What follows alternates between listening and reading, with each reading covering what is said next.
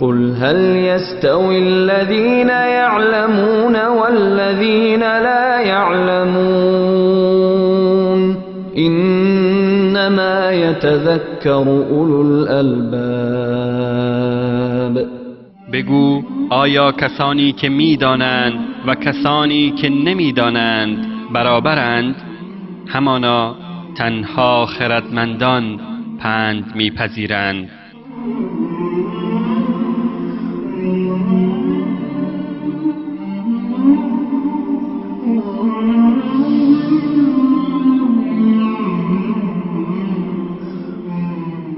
اللهم صل على سيدنا ونبينا ومولانا محمد وعلى آله وصحبه أجمعين.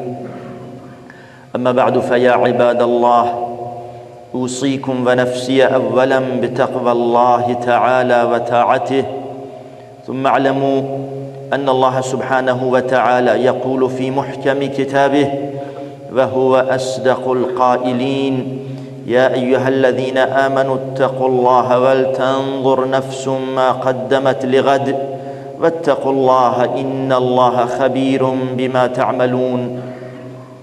با حمد و سپاس پروردگار و صلوات و سلام بر رسول الله صلی الله علیه و سلم، خوشحالم که خداوند چون این توفیقی رو و فرصتی رو در اختیار بنده نهادن که بعد از افتتاحیه مسجد جامع شما برای اولین بار بتونم در یک چنین فرصت بسیار مبارک روز جمعه در خدمت شما باشم. یا داره هم تشکر و تقدیر بشه از عزیزانی که پیگیرن که به هر نحو از مشایخ دعوت به عمل بیارن تا هم دیداری حاصل بشود و هم مسائل و مطالبی که نیاز هست از روی منبر ایراد بشود و مطرح بشه. چون منبر جمعه و خطبه جمعه قطعاً و مسلماً حکمت هایی دارد که پروردگارمون و الله جل شأنه که حکیم است، اگر نماز جمعه و خطبه جمعه فرض و واجب کرده بر ما، شکی در این نیست که منفعت هایی دارد. از اونجایی که ما انسان ها هر کی باشیم، در هر مقام و منزلت و جایگاهی باشیم، قطعاً طبیعتمون این گونه هست. یعنی ما به گونه‌ای آفریده شده ایم، خلقت شده ایم که دچار فراموشی، دچار غفلت، دچار اینکه گرد و غباری بر ذهنمون و دلمون بنشیند و مسئولیت هایی که بر دوشمون نهاده شده یا فراموش بکنیم یا اینکه احساسمون در قبال اونها کمرنگ بشود. این طبیعی است، آدم زود فراموش میکند. همونطوری که ما در مسائل و زندگی دنیوی هم خیلی وقتا یه چیزایی تو ذهنمون هست، از ما خواسته میشه، بعد میریم بیرون از خونه بر میگردیم میبینید که یادت رفته. نیاز به چیه؟ نیاز به تذکر، نیاز به یادآوری، گوش زد، اینه که به ما بگن، بشنویم. پس خطبه جمعه هدف اصلیش همینه که مؤمنین رو بیدار بکند. وقتی ما هفته یک بار در روز جمعه از روی منبر به ما گوش زد بکنن، یادآوری بکنن، نصیحت بکنن، قطعاً مسائل تو ذهنمون میمونه و اون فراموشی و غفلتی که ممکنه بهش دوچار بشیم یا خیلی ضعیف میشود یا اینکه ممکنه ما رهایی پیدا بکنیم. پس اینه که قطعاً عزیزان دقت داشته باشید، از این منبر استفاده بکنید.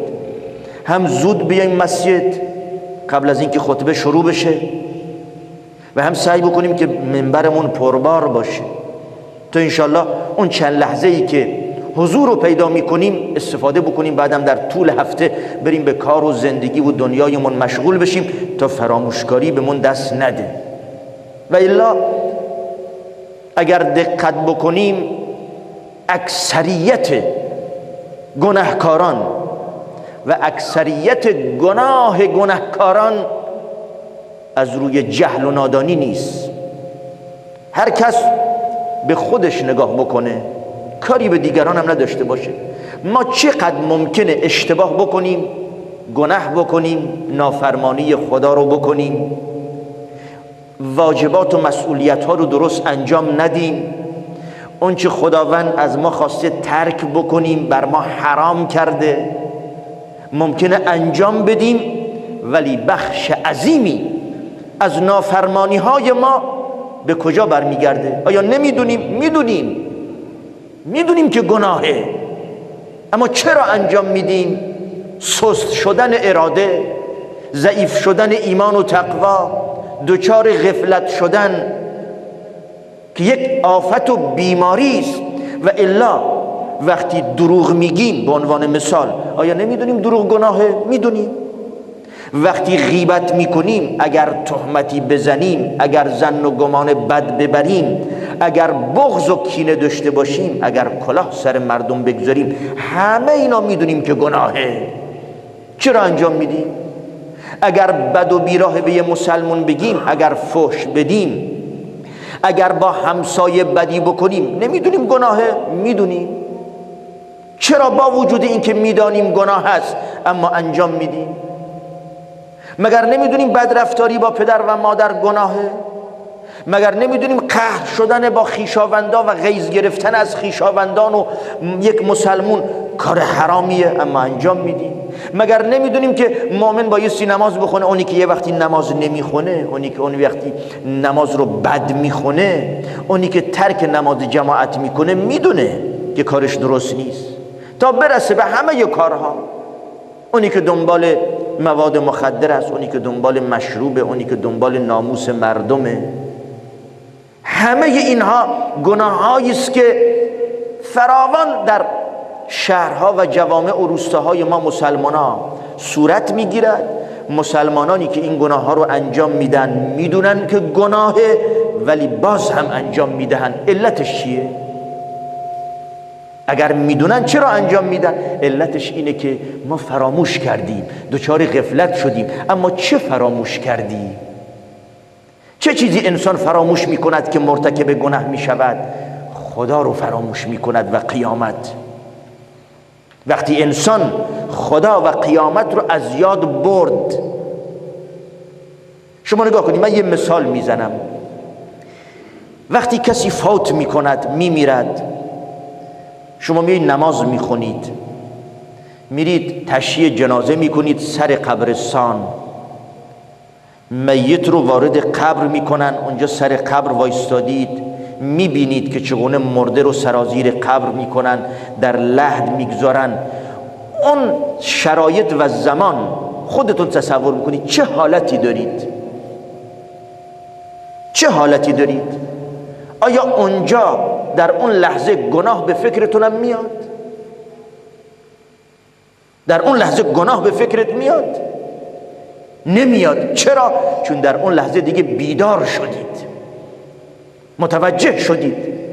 متوجه چی؟ که من خدایی دارم و اون خدا بر من ناظر است، شاهد است، میبیند، میداند. اون چه تو دلمه، تو ذهنمه، به زبان بگم نگم، خدا میداند، خدا مینویسد. و روز قیامتی است که در اون روز خوبی ها و بدی ها اگر ذره ریز و کوچکی باشه، خداوند حاضر و آماده می آورد. در برابر خوبی ها پاداش می دهد و در برابر بدی ها عقوبت و عذاب می دهد اگر بنده مؤمن مستحق و سزاوار مغفرت و آمرزش نباشه. پس چه بکنیم؟ علاج و درمانش چی هست. این مهمترین نکته هست که من نمیخوام خطبه طولانی باشه، اما علاج و درمان این بیماری و این درد که در همه ماها ممکنه پیش بیاد، سستی در طاعت و بندگی، گناه ها، لغزش ها که در نتیجه اون بیماری خطرناک غفلت و فراموشی است، چگونه علاج بکنیم؟ مگر بیماری علاج نداره؟ اگر درد و بیماری علاج نشه آدم رو میکشد. اگر غفلت و ضعف ایمان در ما علاج و درمان نشود، مؤمن رو از پا در میآورد، وی رو هلاک میکند. اما کدوم هلاکت؟ شما یه وقتی دیدید، ممکنه مثلا کسی رو ببینید و یا یه وقتی بشنوید که مثلا فلان کس یه انسانیست، شب و روز میگذرد، ماه و سال میگذرد، ایام بسیار مبارکی مثل شب و روز جمعه، مثل ماه مبارک رمضان و دیگر لحظات پربرکت میگذرد، اما او غرق است در گناه. نه نماز میخونه، نه نماز جمعه و نه نماز 5 وقت، دنبال هر گناه و آلودگی است. اگر بتونه لب به مشروب بیزند، دنبال فحشا و زناست، دزدی، کلاهبرداری، ظلم به این، جنایت در حق اون که دیگران میترسن، دیگران ترس دارن که چگونه این بنده خدا اگه فردا مرد در قبر تنگ و تاریک چه بر سرش میاد، در روز محشر چه حال و هوایی خواهد داشت. اما او کمترین احساس خطر نمی کند. چرا؟ چون مرده. عجب، زنده هست اما قلبش مرده، دلش مرده است، قلبش خالی از ایمان، از ترس خدا، از احساس به روز قیامت، از این که بهشت و جهنمی است، از این که قبر تنگ و تاریکی است، کاملا پاک شده. این انسان مرده. چرا؟ چون از همون ابتدا دنبال علاج و درمان و دارو نبوده. ما هم مواظب باشیم، اگر هی گناه پشت سر گناه ادامه بدیم به گناه می آورد. گناه ها وقتی زیاد شد قلب سیاه می شود. وقتی قلب سیاه شد، سنگ شد، اگر شب و روز بر او باران پند و اندرز و نصیحت ببارد، قلب او، پیغمبر فرمودن علیه السلام، به مانند کوزه ای وارونه شده. شما در روز بارانی که با شدت باران از آسمان میبارد، ظرفی رو بیارید، پارچی رو، لیوانی رو بیارید، اما وارونه قرار بدهید، یک قطره بارون با اون شدتش در اون ظرف وارونه میچکد، وارونه شده. دل وارونه میشود وقتی هی انسان گناه کرد، توبه نکرد، به خود نیومد، امروز و فردا کرد، پیر میشود با گناه. 40 50 60 سال از عمرش میگذرد و بیدار نمیشود، دلش به خود نمیاد، با کوله‌باری از گناه‌های گوناگون میمیرد و محشور میشود و جهنمی میگردد. پس علاجش چی هست؟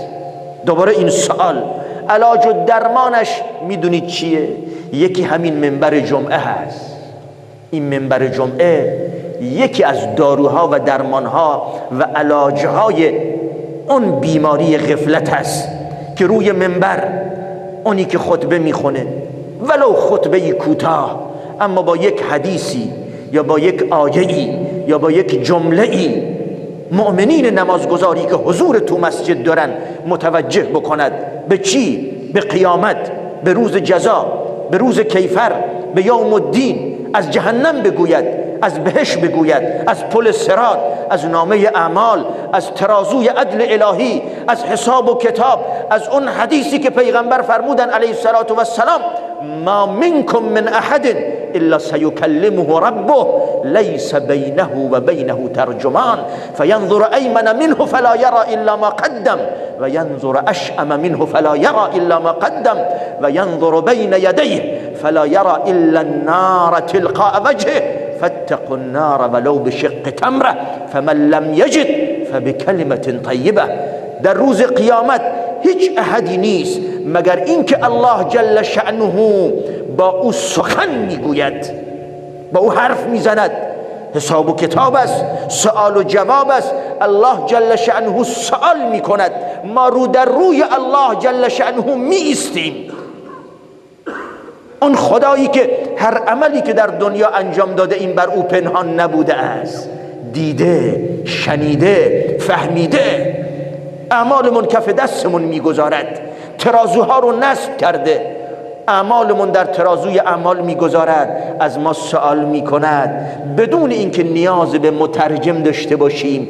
خدا خودش خالق است، زبانمون میدونه، ما هم حرف خدا و زبان خدا میفهمیم بدون ترجمه و مترجم. خدا با ما سخن میگوید. انسان در یک چنین لحظه‌ای در روز محشر که از دنیا دیگه دستش جدا شده، که خلایق از انس و جن و حتی فرشتگان صف کشیده‌اند در پیشگاه الله، انسان در یک چنین لحظه‌ای به دست راستش نگاه میکند، میبیند اون چه که از قبل تو دنیا انجام داده، همه خوبی ها که فکرش هم نمیکردید، ریز و درشت خداوند حاضر و آماده قرار داده در طرف راست. به طرف چپ نگاه میکند، تمام گناه ها، تمام لغزش ها ریز و درشت خداوند حاضر و آماده آورده. سرش رو بالا می آورد، انسان رو در روی خودش جهنم می بیند، حاضر و آماده. و جیء یومئذ بجهنم یومئذ یتذکر الانسان و انا له الذکر یقول یا لیتنی قدمت لحیاتی. در روز جهنم، در روز قیامت جهنم رو می آورن. در اون روزی که جهنم میآورن انسان بیادش میاد. چه بیادش میاد؟ دنیایی که میدان عمل بود، دنیایی که انسان میتونست خودش رو از این جهنم نجات بده. یادش میاد گناه ها، معصیت ها و یا اعمال صالحه. بلخص اونی که گناه کرده، ترک اعمال صالح کرده، حسرت میخورد ای کاش من برای چنین روزی، برای امروز که وارد جهنم نشم و نجات پیدا بکنم برای خودم کاری میکردم، اعمال صالحه رو میفرستادم، با نماز، با روزه، با تقوی، توبه، با صدقه، با دلی پاک در پیشگاه الله جل شأنه محشور حاضر و آماده میشدم. و انا له الذکر. اما این یادآوری و به خود اومدن چه سودی به او دارد؟ اما الان که ما زنده ایم، الان که نشسته ایم، همه ماها هر قد گناه کرده ایم، هر قد گناه بکنیم تا زنده ایم، اگر پشیمون بشیم، اگر حسرت بخوریم، اگر توبه بکنیم به نفعمونه، بهمون سود میدهد. اما در روز قیامت یا در اون لحظه ای که ملک الموت و عزرائیل بالا سرمون میاد، دستمون از دنیا قطع و بریده می شود، هر قد حسرت بخوریم، پشیمون بشویم، خدا بزنیم ای خدایا من شرمنده‌ام، من پشیمونم، من میترسم، من دیگه گناه نمی کنم. اما هیهات که دیگه زمان پشیمونی گذشته است و سودی ندارد. پس الان بی خود بیاییم، الان زنده ایم. خداوند هر لحظه تا ما زنده ایم در انتظار توبه های ماست، استغفارهای ما، به خود اومدن، دست از گناه برداشتن و الله و خدا زدن است. چرا عاقل کند کاری که بازارت پشیمانی؟ چرا کاری بکنیم که پشیمون بشیم؟ سرش رو بالا می آورد، جهنم رو می بیند، جهنمی که هیچ انسانی نیست. و این منکم الا واردها، هیچ احد نیست، هر کسی بایستی وارد بشود. اما به چه صورت؟ مؤمنین فقط میگذرن از روی جهنم. پل صراط شنیدید که روی جهنمه. مؤمنین متقی به اندازه عمل خودشون، کسانی مثل یه چشم هم زدن. شما چشم هم بزنید چقدر سریعه، خلاص گذشت از روی جهنم. کسانی مثل برخی که در آسمان میزند، کسانی مثل اسب تیزرو، کسانی دوان، کسانی آهسته آهسته، کسانی با 4 دست و پا خودشون رو گرفتن دارن میرن، و کسانی هم هستن که به طرف چپ و راست پل صراط سرازیر جهنم میشن. هر کس بر حسب اعمال خودش. اونی که در برابر انجام اعمال صالحه از دیگران پیشی گرفته تو دنیا، اونی که زود مسجد میاد قطعا در پل صراط زودتر میگذره. اونی که روزی 5 بار به سوی خانه خدا گام برداشته، اونی که در انجام اعمال صالحه درنگ نکرده، امروز و فردا نکرده، اونی که در ترک گناه نگفته هنوز جوونم، هنوز وقت دارم، نخیر گناه، توبه کرده، استغفار کرده، اینا سریع میگذرن. فاتقوا النار فرمودن در دنباله حدیث ولو به شق تمره. چقدر آدم پشیمون میشه. فاتقوا النار، از آتش جهنم پرهیز بکنید، دوری بجویید، خودتون رو رهایی بدید. با چی؟ با صدقه کردن. حتی اگر شده با نصف دانه خرما. نگو صدقه این کمه، این 100 تومن من، 200 تومن من، 500 تومن من، 1000 تومن من چه دردی رو دوا می کند؟ دردی دوا می کند که فکرش نمی کنید. ولو به شق تمره، اگر با نصف دانه خرما شده که صدقه بکنید. ممکنه یه آدم فقیری باشه بگه من مثلا یه نیم کیلو خرما به یه فقیر دیگه بدم، آیا واقعا ثواب داره؟ بله، تو رو نجات میده. چقدر ما صدقه میکنیم و چقدر تو زندگی ما اسراف هست. این یک نشانه از نشانه های غفلته برای دنیامون. چقدر اسراف، چقدر زرق و برق. اما نوبت صدقه که رسید، نخیر، 1001 بهانه. ما نداریم، گرونی هست، مشکلات، دلتنگیه، مسائل فراوان ردیف میکنیم تا جایی که ممکنه طرف زکات واجبش هم نده. نوبت دنیا که رسید، نخیر. به هر نحوی هست، هرچی تو ذهنمون دلمون خوب اومد، زیبا اومد، میخریم. به هر نحوی، با قرض کردن، با منت بر خود گذاشتن. فرمودن اگر کسی ندارد، هیچی ندارد که صدقه بکند، با کلمه طیبه. کلمه طیبه چیه؟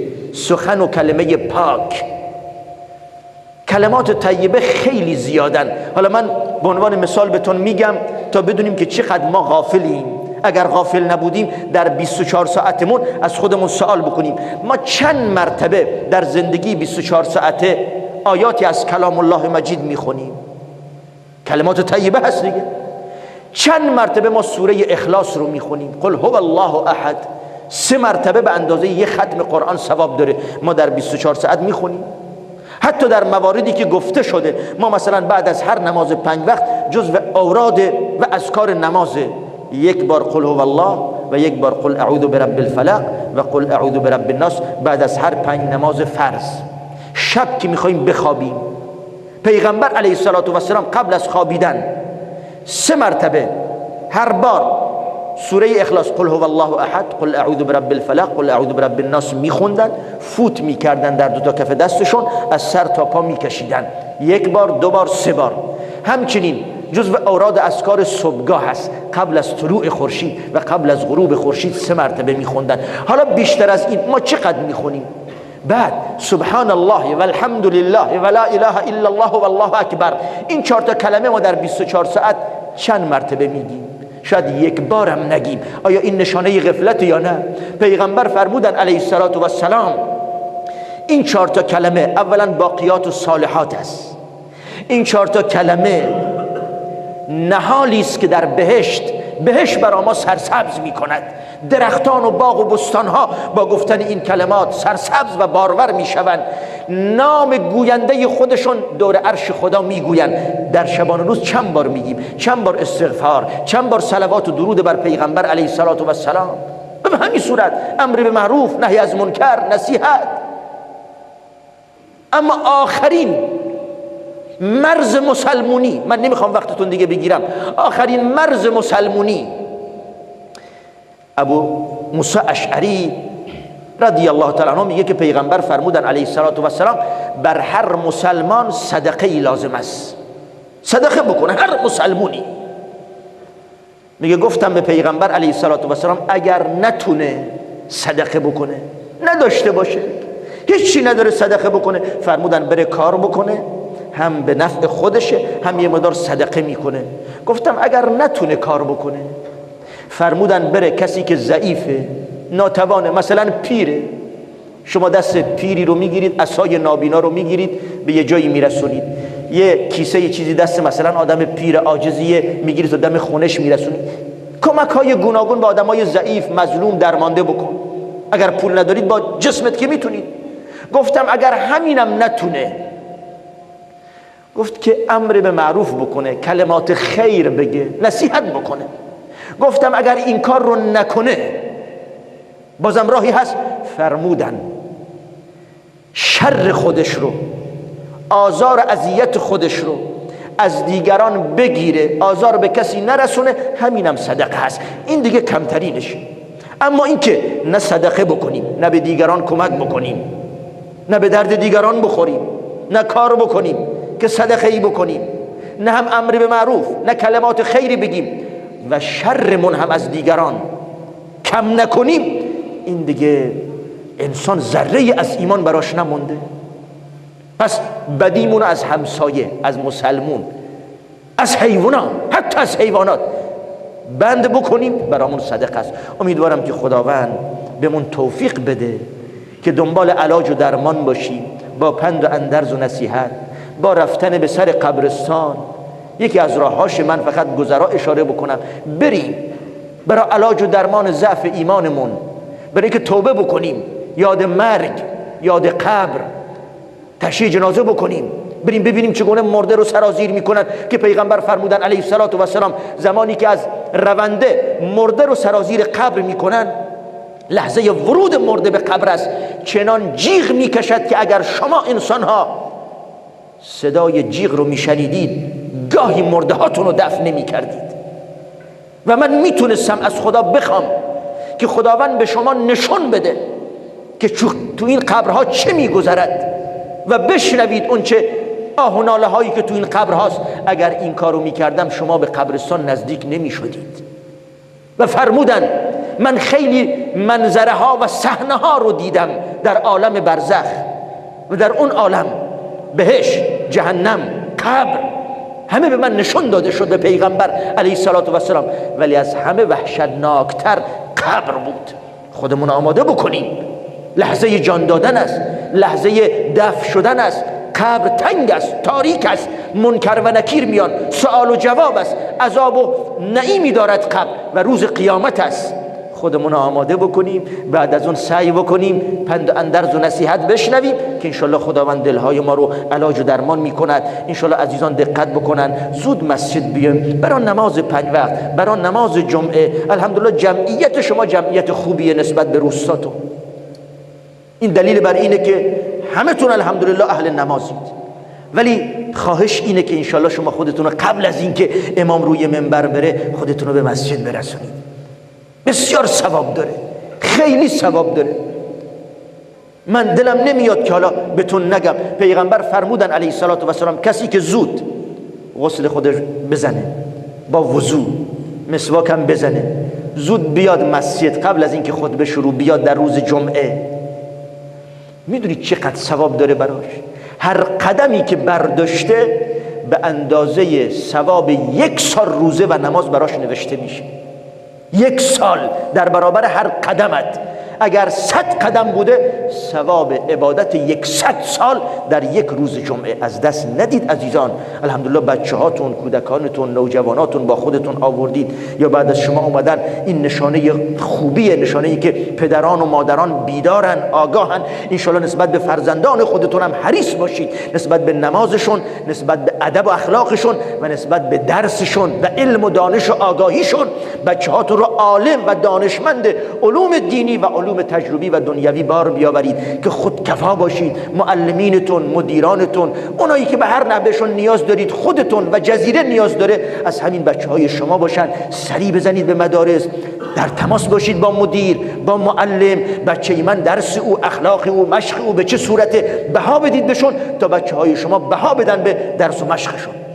بازم انشالله اگر در آینده خداوند توفیق داد که در خدمتتون باشم، بازم مسائل و مطالبی هست. من نمیخوام بیش از این وقتتون رو بگیرم. از این که بیش از اندازه وقتتون رو گرفتم معذرت میخوام و همه شما رو به خدای منان میسپارم.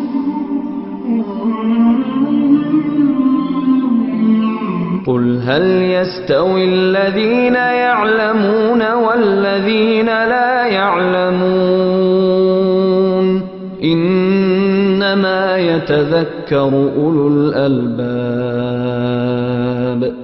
بگو آیا کسانی که میدانند و کسانی که نمیدانند برابرند؟ همانا تنها خردمندان پند میپذیرند.